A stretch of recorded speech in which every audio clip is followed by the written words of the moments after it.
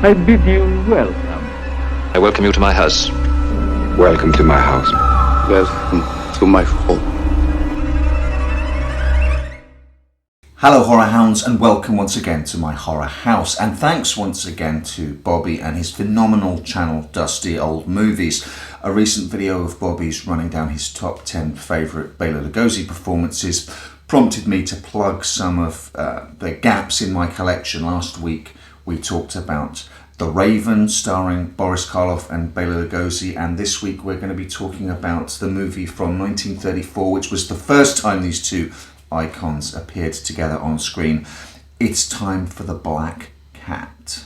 Decades after betraying his regiment during a bloody battle during World War I, architect Helmer Perlzig erects a futuristic mansion on top of the mass grave of the 10,000 men he betrayed. Dr. Vitus Verdegast has returned as one of the few survivors from that battle after 15 years in a Russian prison to enact his revenge. A honeymooning American couple are caught up in this reunion and become unwitting pawns in a deadly and long overdue game of revenge. I'd certainly heard a lot about The Black Cat here and there. I'd heard good things, that it was bold, expressionistic, that its content really pushed the pre-code boundaries of what had been seen in horror cinema up to that point. But watching The Black Cat for the first time was a really strange experience, especially coming straight off the back of The Raven. The Raven is very broad, it plays to the gods, and it was a hell of a lot of fun.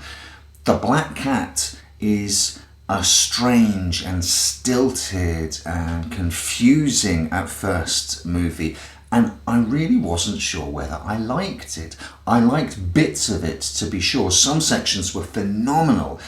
It just didn't seem to hang together completely. There were a lot of scenes with seemingly no connective tissue, and you'd think that that's something I could jump on board with straight away, given my avowed love of Jali, all dreamy with narrative gaps and narrative leaps. I guess I just wasn't expecting that kind of filmmaking from an 85-year-old Universal horror movie. So I was all set to record a confused and maybe slightly disappointed review of The Black Cat, but something strange happened after watching it. I couldn't get the movie out of my mind. Its tone, the pervading weirdness, the stilted, almost awkward evil. So much of what works in The Black Cat is due to what is left out of the story, the events which took place before the start of the film, and the things which are excluded from the narrative within the film. The Black Cat is a story that's haunted by the past,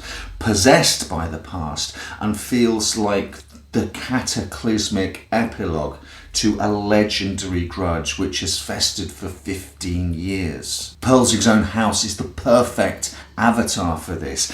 It sits atop a hill overlooking the mass war grave which was the result of his own betrayal of his men to the Russian army, a dazzling Art Deco mansion on top of the ruins of Fort Marmaris, which he himself was in command of during the war, for all the world like a gold crown set on top of a rotting tooth. And it was the very antithesis of what audiences had come to expect from a Universal horror flick, with its smooth metallic surfaces, geometric shapes, sliding doors and hidden buttons used to summon your servants. It's all so high-tech and modern, about as far away as you can get from Castle Dracula or Frankenstein's laboratory. Even the basement, once we descend into the ruins of the fort, you'd think to yourself,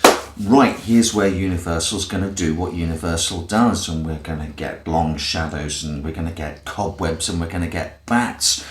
But even the basement here is surprisingly austere for a 30s Universal horror movie. There's not much in it. It's quite an empty space, quite a stark little spiral staircase that leads down to very bare rooms decorated. Well, we'll get on to that in a minute. So the past hangs very heavy on practically every moment of the story.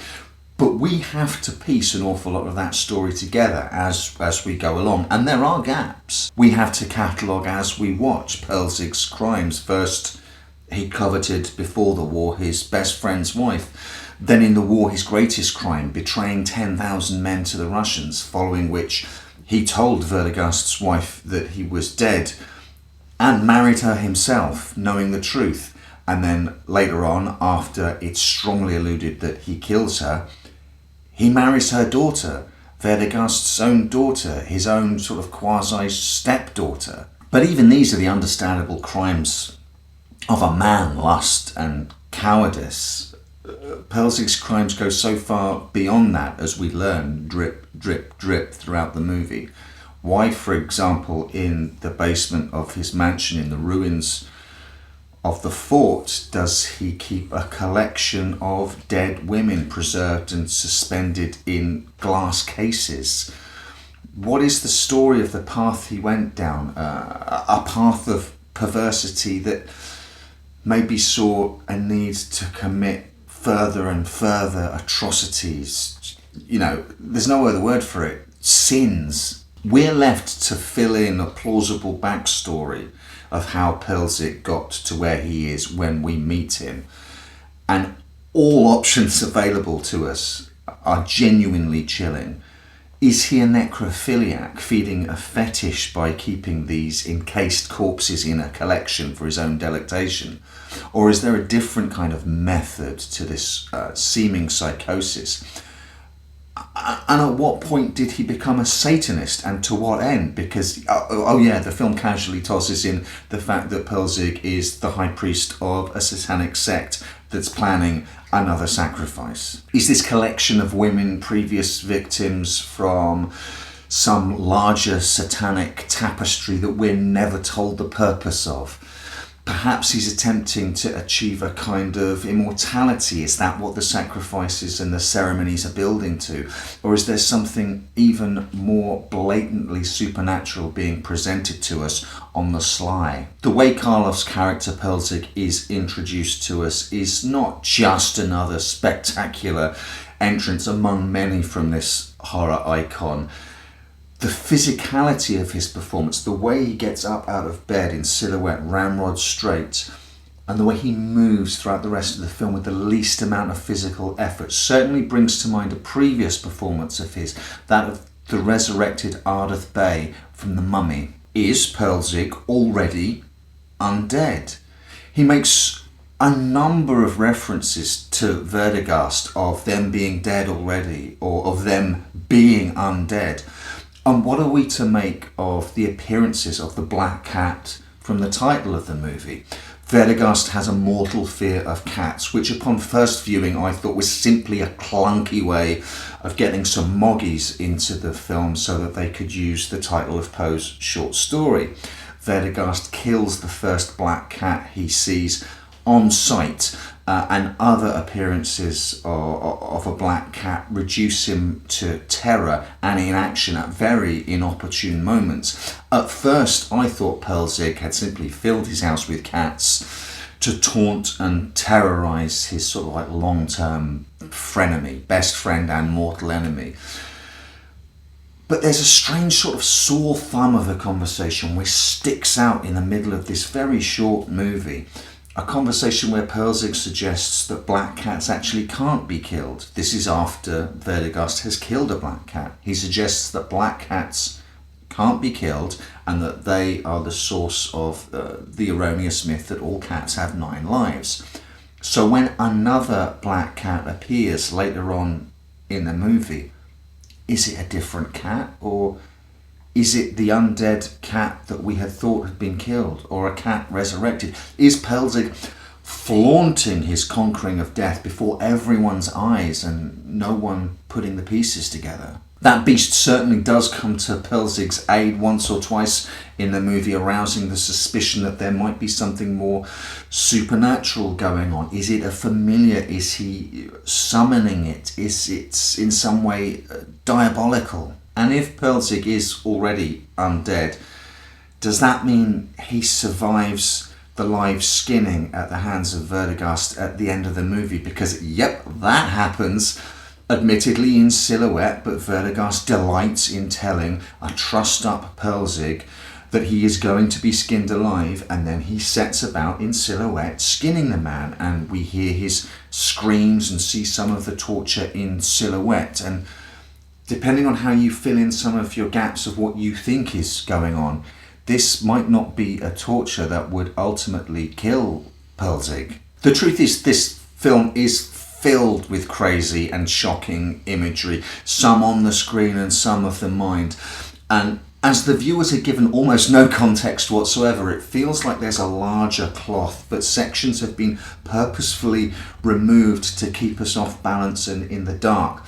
So what frustrated me on my first viewing is actually what I consider to be one of the film's greatest strengths upon second viewing.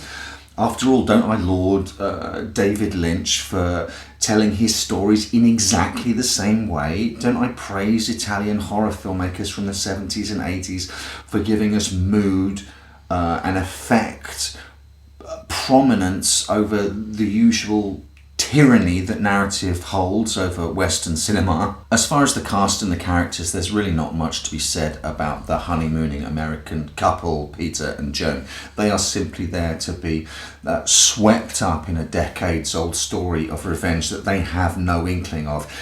There is a moment I would have liked to have explored more when Joan seems to be temporarily possessed by the spirit of the dead black cat. I mean, yes, that happens.